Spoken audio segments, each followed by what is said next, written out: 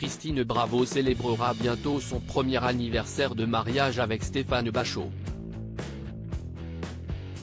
Une histoire d'amour qui n'était pas écrite tout de suite.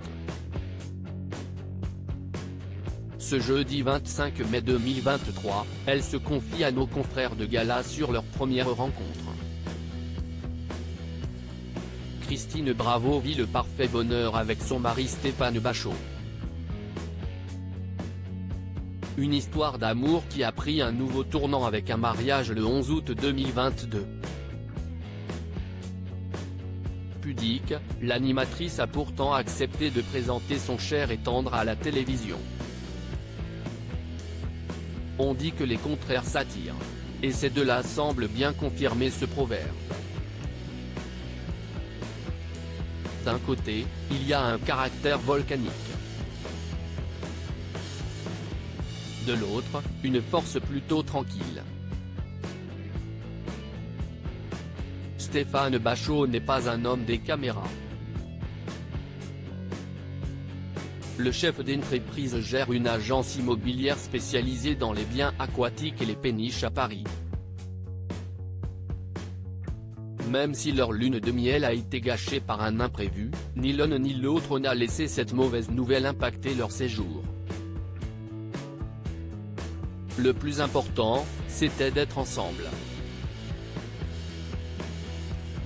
Aujourd'hui, tous deux vivent en Corse, et s'émerveillent chaque jour devant les trésors de l'île de beauté. Ce jeudi 25 mai 2023, CIST à nos confrères de Gala que le couple fait quelques confidences sur leur première rencontre. Christine Bravo n'est pas tombée amoureuse tout de suite, il faut remonter 5 ans en arrière pour s'imaginer la scène. Je me suis retrouvé à regarder les péniches et à pousser la porte de son agence spécialisée, raconte la complice de Laurent Ruquier. Elle voulait alors quitter son appartement parisien, lorsque son regard a croisé celui de Stéphane Bachot, avec son plus bel air bougon. De son côté, l'homme la reconnaît, évidemment. Et elle ne lui a peut-être pas fait bonne impression tout de suite. Je chahutais et ça l'agaçait parce qu'il était au téléphone.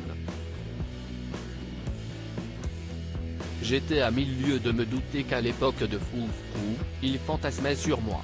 Confie Christine Bravo. Rien ne les prédestinait à tomber amoureux. Au début, il ne me plaisait pas du tout, explique-t-elle à Gala. Pendant 6 mois, on a fait des visites, je ne regardais que les bateaux et pas le bonhomme.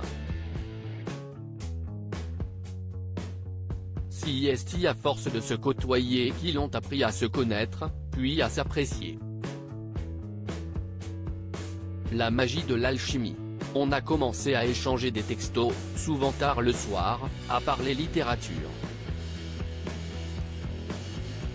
Une complicité amicale s'est nouée.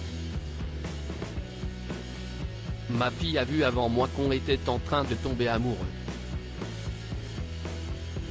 Aujourd'hui, rien ne semble les séparer.